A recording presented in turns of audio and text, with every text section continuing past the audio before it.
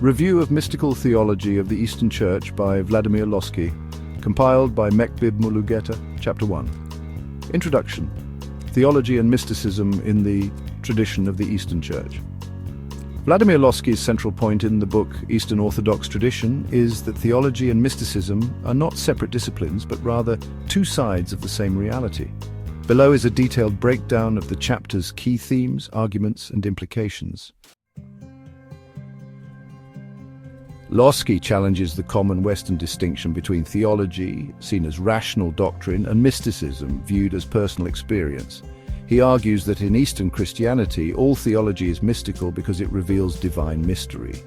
Additionally, all mysticism is theological because it is rooted in dogma and doctrinal truth. The experience of God is not reserved for a select few, but is central to all believers. A key quote from Lossky is, "Far from being mutually opposed, theology and mysticism support and complete each other. One is impossible without the other." This contrasts with the Western view, where rational theology often became separate from mystical experience, sometimes even opposed to it, such as rational theology versus personal mysticism in scholasticism or Protestantism. Theology in Orthodoxy is not merely academic knowledge, but serves a practical purpose. It leads to union with God, known as theosis. Dogmas and doctrines are not just intellectual concepts, but expressions of divine truths that transform the believer. The ultimate goal of Christian life is not just to know about God, but to experience Him. This approach differs from certain Western traditions that emphasize rational proofs or systematic theology as the main function of doctrinal study. In Orthodoxy, doctrine is inseparable from spiritual life. Lossky presents an overview of how Christian dogma was developed to preserve the possibility of divine union for all believers. Each major heresy in church history was a threat to mystical union. For example, Gnosticism claimed secret knowledge, denying universal deification. Arianism denied Christ's divinity, making deification impossible. Nestorianism separated Christ's divine and human natures, blocking the bridge between God and man. Monophysitism and monothelitism undermined Christ's full humanity, weakening the reality of salvation. Iconoclasm denied the role of the material world in divine union. Each of these dogmatic battles was not just an abstract theological debate, but a defense of the mystical experience of deification, ensuring that all Christians could participate in God's life. Lossky argues that the Great Schism in 1054 was not just a political event, but dogmatic divergence with deep spiritual consequences. The Western Church, or Catholicism, developed a rational, systematic approach to theology, emphasizing legal and institutional structures. On the other hand, the Eastern Church, or Orthodoxy, maintained a more mystical and apophatic or negative theology tradition, emphasizing experiential knowledge of God. Key distinctions include, in the Eastern Orthodox tradition, mysticism and theology are inseparable, whereas in the Western Catholic and Protestant traditions, theology often becomes rational and separate from mysticism.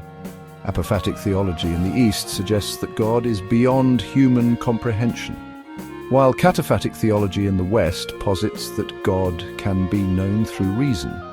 The Eastern Church views itself as a mystical organism, a spiritual body, whereas the Western Church is often seen as an institution with a legal structure.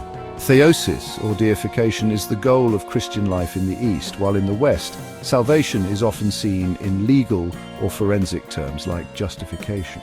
Lossky does not claim that one approach is necessarily better than the other, but he insists that Orthodoxy retained the early Church's mystical character, while the West developed a different approach. The Orthodox Church is not a federation of national churches, as some Westerners claim, but a single, united mystical body. Unlike Catholicism, it has no single earthly head like the Pope. Instead, its unity is preserved through shared faith and tradition, rather than a centralized structure. The unity of the Church is spiritual, not political. The Orthodox Church rejects philitism, the idea that the Church should be organized along nationalist lines, affirming instead that the Church transcends culture and politics. Monasticism plays a central role in preserving mystical theology in the East. Unlike in the West, Eastern monasticism is not divided into different orders, like Benedictines or Franciscans. Instead, it remains a single tradition focused on contemplation and union with God. The monk is not just a person who prays for himself. His mystical union with God benefits the entire church and the cosmos. Although monks are the primary bearers of mystical theology, mystical experience is open to all, including lay people. Examples include holy fools or fools for Christ, who appear mad but are spiritually wise, using their foolishness to reveal divine truths. Another example is startsi, or elders, who are spiritually gifted men and women with deep wisdom acting as spiritual guides. Mysticism is not an optional practice for some elite group. It is at the heart of Christian life. Lossky argues that spirituality cannot exist without dogma. Many modern people, both secular and Christian, claim that doctrine is not important. Only spiritual experience matters. However, he insists that dogma is essential because it provides the correct path to mystical experience. If we abandon doctrine, we risk creating false mysticism that is not rooted in divine truth. Key quote, "There is no Christian mysticism without theology, but above all, there is no theology without mysticism."